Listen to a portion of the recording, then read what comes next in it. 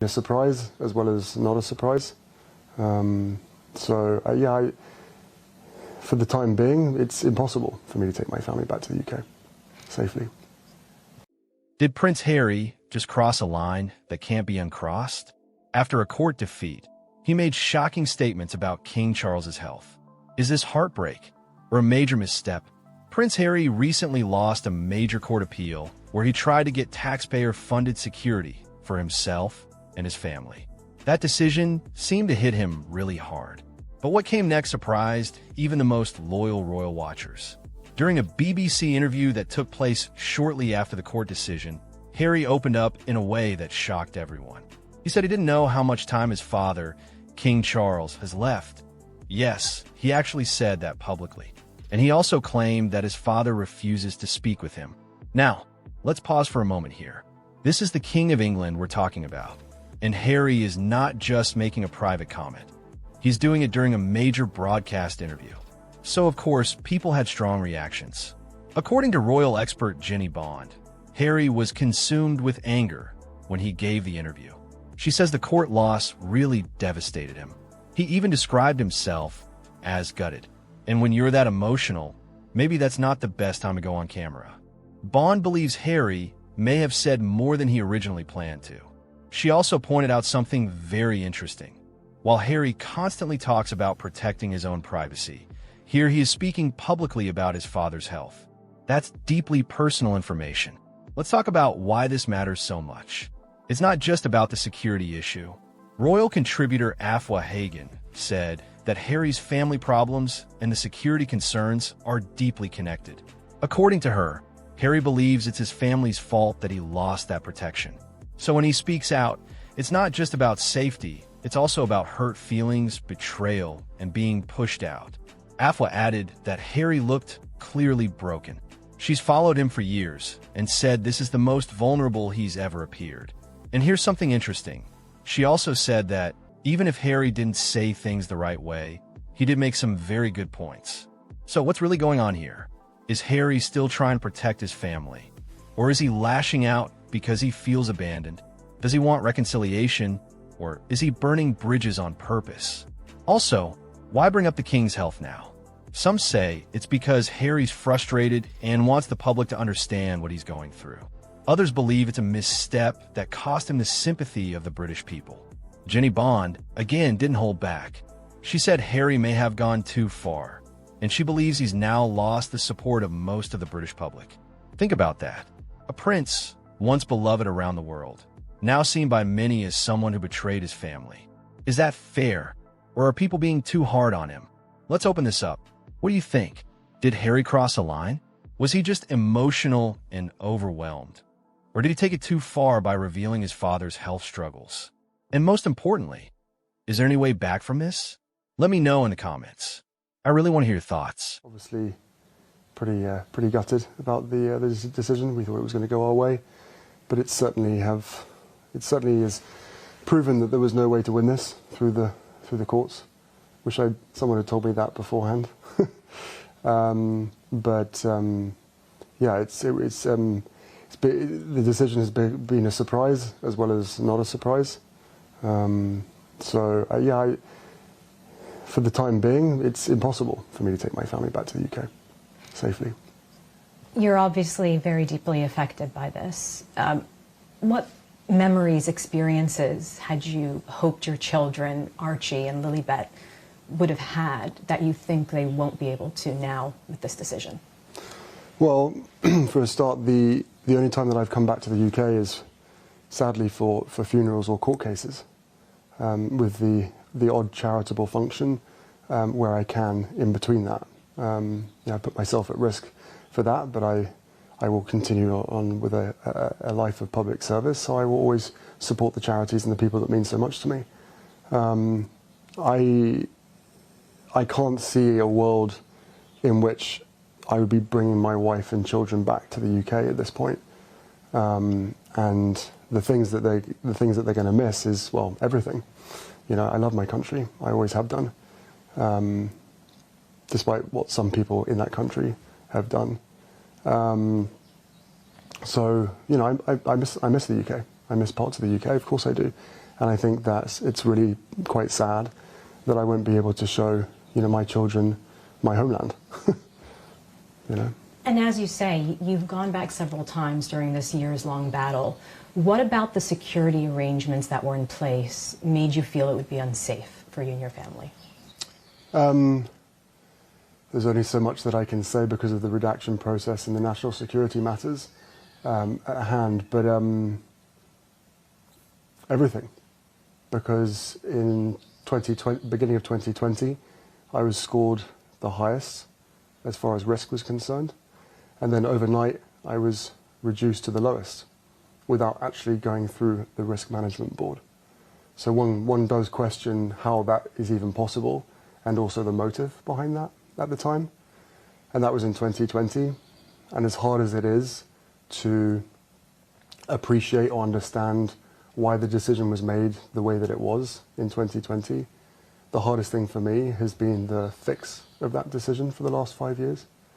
The fact that I still haven't had a risk management board assessment done for me over the last 5 years.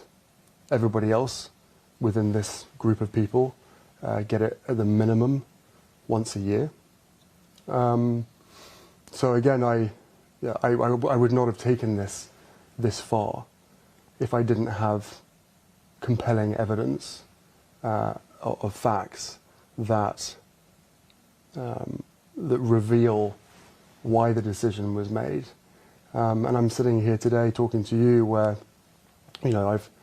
we've lost the appeal, but the other side have won in keeping me unsafe. So again, there's a lot of question marks that a lot of people will have. I have all of the truth. I have all of the knowledge now throughout the legal process. I've uncovered my worst fears. And to now know today, based on this judgment, that there was no legal framework that constrains the decisions of this body, RAVEC, of which the royal household sit on. And I didn't know that until this legal process in 2021. One of the first things my lawyer said to me was, as disclosure started, or as this process started, she turned around and said, "Did you know that the royal household sat on RAVEC?" And my jaw hit the floor. Well, I want to ask you about that because the King's private secretary sits on RAVEC now. Sir Clive Alderton, yeah. Do you wish and another person as well, but yes. Do you wish your father had intervened, despite how that may have looked? I've never asked him to intervene. I've asked him to step out of the way and let the experts do their job. This RAVEC committee is an expert committee full of professionals, plus the royal household. And the royal household don't have any role in that, on the RAVEC committee, other than the helping influence the decisions based on members of the royal family. And 5 years later, every single visit that I do back to the UK has to go through the royal household. My representative on the RAVEC committee, still to this day, is the royal household. That is not a decision that I choose. I am forced to go through the royal household and accept that they are putting my best interests forward during these conversations and the deliberations. So no, I haven't asked my father to intervene.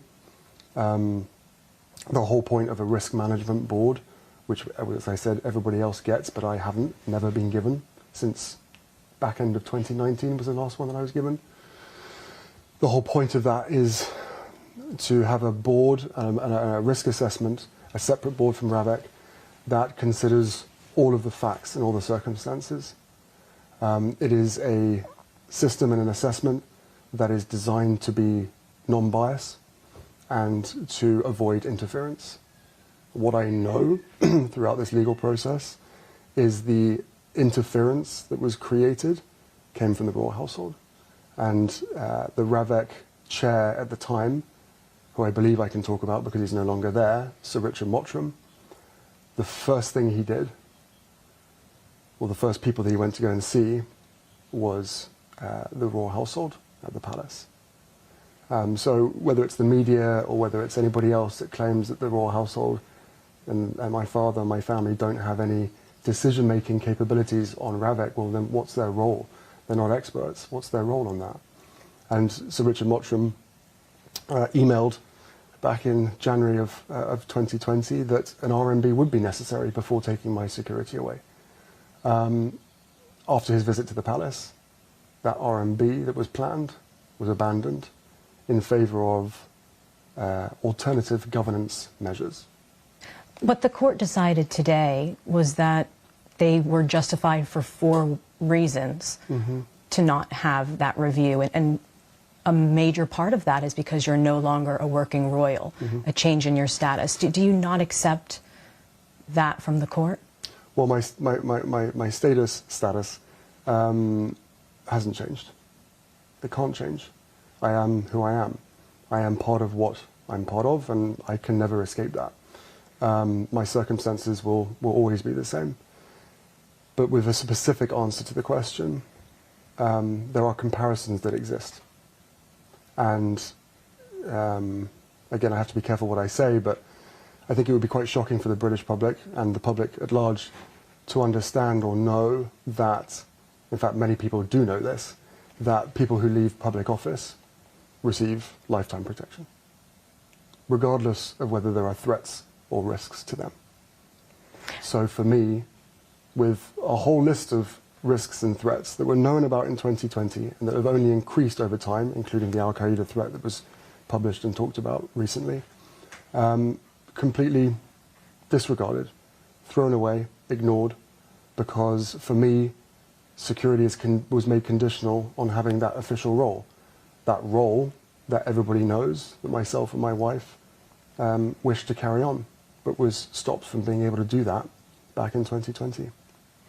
What do you say to those who ask, why should the taxpayer pay for your police security if you have your own private security?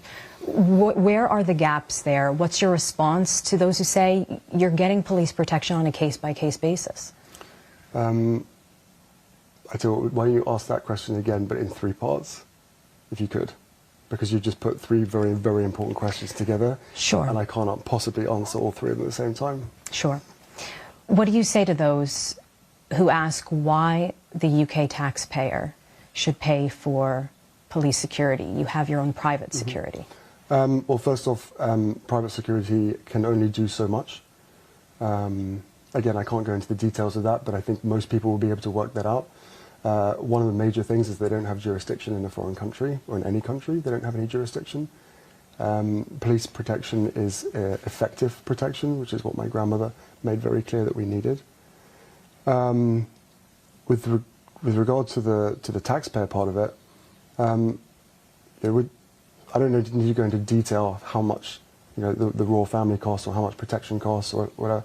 What I will say is that some of the British tabloid press did a very good job in campaigning to have our security removed by quoting figures such as £20 million. Right, and through this disclosure process, I've seen constituents in the UK write to their MP saying, I don't want to, as a taxpayer, I don't want to pay for Meghan and Harry's security at this cost. They're literally quoting headlines from British newspapers. Those figures are obviously grossly exaggerated by about 18, 19 times. And further to that, if you know that other people are being protected, people that have made a choice for public office, then why wouldn't you be comfortable, happy with someone in my position who's given 35 years service to his country, 2 tours of Afghanistan, and the threats and risks to my life? I was born into this position. I was born into those risks, and they've only increased over time, along with my marriage to Meghan. And the frenzy across media, mainstream media and social media that created. So, and I guess on top of that as well, probably what people don't know, but that is mentioned in the judgment today, Ravek protect private citizens. I was made a private citizen by the royal household, not by Ravek, by the royal household. I can't be a private citizen. I will never be seen as a private citizen. I will never be treated as a private citizen, not by the media, not by most people, and certainly not by anybody that wants to harm me or my wife or our kids.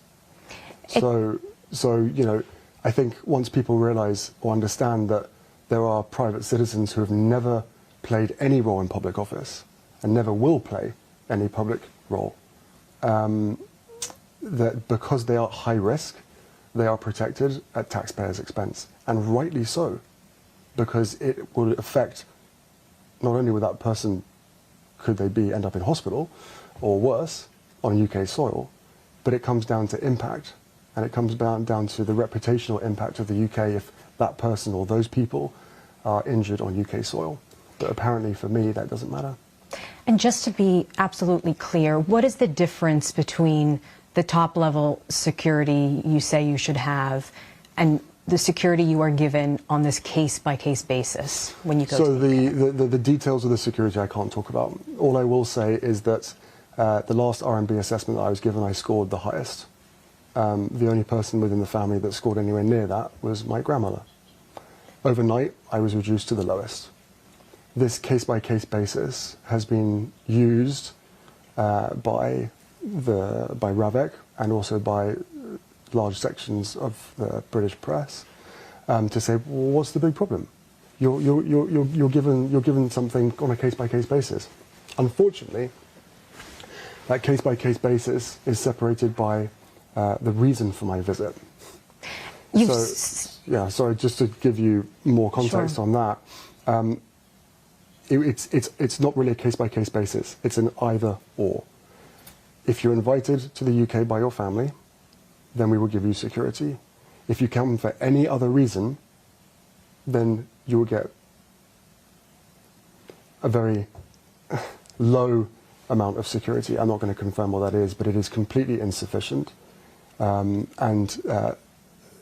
along the line, people have talked about the fact that all it is someone on the end of a phone. So, no matter how much private security I have around me, there's only so much that I can do and operate and function within the UK when it comes to supporting my charities, visiting my friends, all of these things. So, I've been treated very, very, very differently to everybody else that exists. All examples that exist, past, present, I have been singled out. You've spoken very openly about the fact that you think you've been punished for leaving the monarchy. Who specifically do you think is trying to punish you? I don't think that anymore. Now I know that it was, security was used as leverage. And I think what really worries me more than anything else about today's decision, depending on what happens next, is that it's set a new precedent that security can be used to control members of the family, and effectively what it does is imprison other members of the family from being able to, choose a different life. If for me security is conditional on having an official role, one that both myself and my wife wished to carry on, but then was rejected, not by RAVEC, was rejected by the royal household, and the result to that is you lose your security. That basically says that you can't live outside of their control if you want to be safe. But there's a pretty hard decision there, and I think if you strip away all the noise of everything that's been said by other people and all the noise that's been created around this, if you strip that all away, I think what people will hear is that the only thing that I've been asking for throughout this whole process is safety, both when I was when I was part of the institution and when we left. And the important piece here, Neda, is, for me and my wife, well, I mean, I'm not sure how much I can say, but I can never leave the royal family. That is my family. That is my larger family. I left the institution because at the end of the day I had to. I didn't leave it in 2020. I left it in 2021. But security was removed in 2020. Speaking of your family, your father is ill with cancer. Will you continue to visit him alone, without the family? Where does this leave things moving forward, the ability of your children to see their grandfather? Life is a precious thing, and I'm acutely aware of the fragility of that. I can only come to the UK safely if I'm invited. And, you know, there is a lot of control and ability in my father's hands. Ultimately, this whole thing could be resolved through him, not necessarily by intervening, but by stepping aside, allowing the experts to do what is necessary and to carry out an RMB. That said, there is this all was initiated under a previous government. There is now a new government. I have had it described to me, once people knew about the facts, that this is an good old-fashioned establishment stitch-up, and that's what it feels like. So should Keir Starmer step in? I think that, you know, based on the judgment that the court has put out today, it clearly states that RAVEC aren't constrained by law. Again, I wish somebody had said that from the beginning. If they're not constrained by law, then this decision was made by the royal prerogative, which means that on national security matters, my case, which the other side have used national security exclusions and excuses to withhold certain information from me, restrict me from being able to speak about certain things to the public, that this national security matter is not bound by any law, and that RAVEC can abandon the very processes, the very expert processes that exist to protect individuals and the people around them, as well as the decision makers themselves, from liability if anything should happen. So, you know, I would ask the Prime Minister to step in. I would ask Yvette Cooper, the Home Secretary, to look at this very, very carefully, and I would ask her to review RAVEC and its members, because if it is an expert body, then what is the royal household's role there if it isn't to influence and decide what they want for the members of their household?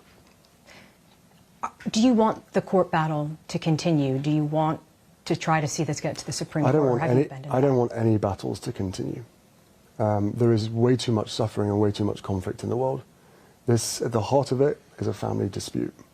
And it makes me really, really sad that we're sitting here today, 5 years later, where a decision that was made, most likely, in fact I know, to keep us under the roof. But then once they realised that that wasn't going to work, once they realised that, you know, myself, my wife, and our kids are happier outside of the institution, then please just look at the facts. Look at the risks, look at the threat, look at the impact that if anything was to happen to me, my wife, or my father's grandchildren, if anything was to happen to them, look where the responsibility lies. You know? So, you know, there's a duty of care that has been completely thrown out the window. And that doesn't feel great. You know, whether we agree or disagree, and there's a lot we agree on, there's a lot that we disagree on. But that aside, where is the duty of care? Because, as I said, life is precious, and it is very clear that from 2020, because I was no longer allowed an official role, and because I decided to remove myself eventually from the institution, that my life got devalued from the highest score to the lowest score overnight. And how does that make you feel, given you have expressed numerous times that you do not want history to repeat itself? Yeah, I don't want history to repeat itself. I think there's a lot of other people out there, the majority, that also don't want history to repeat itself. Through the disclosure process, I've discovered that some people want history to repeat itself, which is pretty dark. That's quite a statement. Who do you think that is? I'm not going to share it at this point. You know, I know all the names of the people that were involved in this process, and again, you know, you have to question, why wasn't I put through the same risk management board that everybody else was put through, including members of my family? And you reject it not because you're no longer a working royal. Sorry? And you reject that it has nothing to do with the fact that you're no longer a working royal. Whether I have an official role or not is irrelevant to the security needs that would need. Let me rephrase that. Sorry. Whether I have an official role or not is irrelevant to the threats, risks, and impact on the reputation of the UK if something was to happen. And again, that is proven by all of the examples that exist out there. So for me, having an official role was conditional on keeping security. But for everybody else, people who have chosen this life to enter into public office and then leave, get it for life, regardless of whether they have risk or threat to their name. And by the way, I agree with that. I think that is absolutely the right thing to do. That if you come in and you serve your country, even if it's a minimum of 4 years, that you get the protection that you require because of your public service. I was born into this position. It wasn't a choice. I've served my country for 35 years. I believe that I am still continuing to serve my country. Public service is my life. That is the dedication that will never change. And then all the other bits and pieces that are added to that. There are very, very real threats that exist out there. Some that are known about, some that have been withheld. And for people in power and responsibility of decisions to know that those threats and risks exist, but to turn around and say, well, because you don't have an official role, your life doesn't actually matter anymore. Well, you can imagine how I feel about that, but you can also imagine, not even imagine, that is the most illogical argument in the history of arguments. And finally, just because you mentioned, your connection to your country, your public service, after this years-long battle, do you think your relationship has changed with the UK? Do you feel let down by your country? That's a big question. At this point, I'm feeling very let down. It's the minority of people, especially those that read the tabloids and the press themselves. The press themselves have incited so much hatred towards myself, my wife, and even our children, that's hard to forgive. There are decisions that have been made. There are things that have happened since 2016, especially throughout my whole life. But let's just stick since 2016. There are things that have happened that I can now forgive. I've moved past that.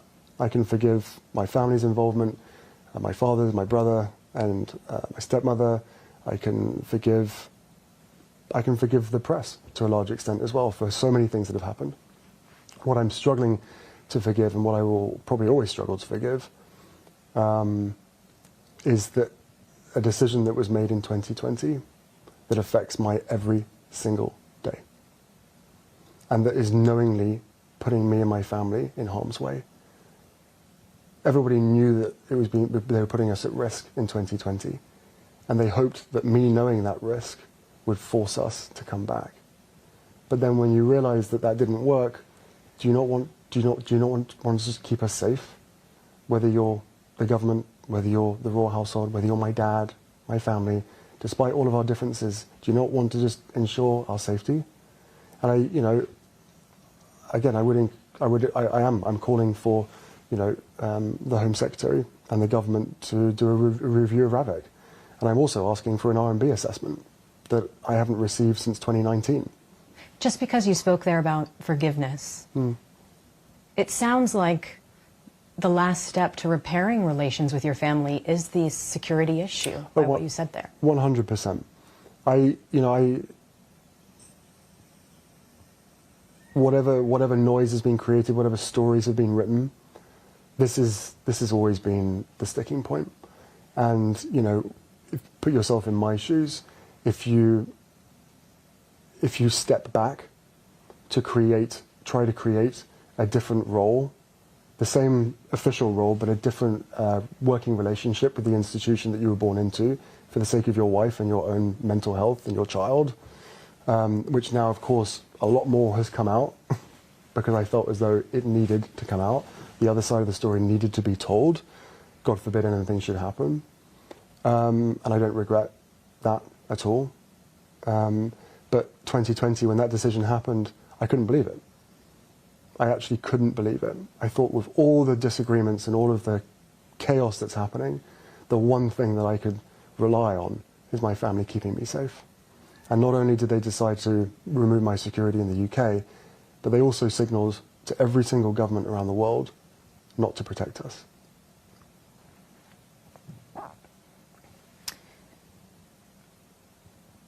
How are you feeling about this decision? Because clearly you have 2 children, Archie, Lilibet. They're not able to see their grandfather, their uncle, their cousins, in a way that you feel is safe for them. So what's your feelings kind of moving forward? Is there any way that this could be resolved? The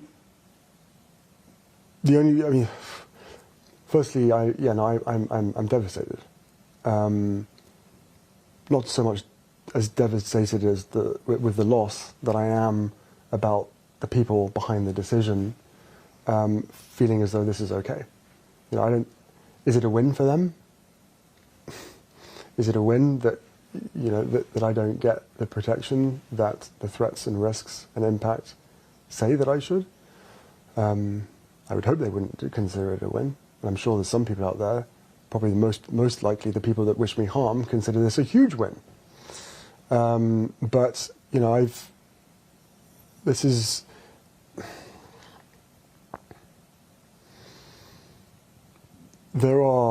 there have been so many disagreements, differences between me and some of my family. This current situation that has been ongoing for 5 years with regard to human life and safety is the sticking point. It is the only thing that's left. Of course, some members of my family will never forgive me for writing a book.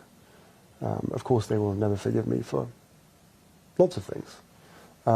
But, you know, there is... I would love reconciliation with my family. You know, there's no point in continuing to fight anymore. As I said, life is precious. I don't know how much longer my father has. You know, he won't speak to me because of this security stuff. But it would be nice to reconcile. As I learned through the First Nations throughout Canada, because of the Invictus Games, their goal in life was always truth and reconciliation. And I turned around to them in many conversations and I said, right, but reconciliation can't come without truth. Well, I've now found out the truth. I've shared some of it with you today. A lot of it exists out there, whether people choose to ignore it or not.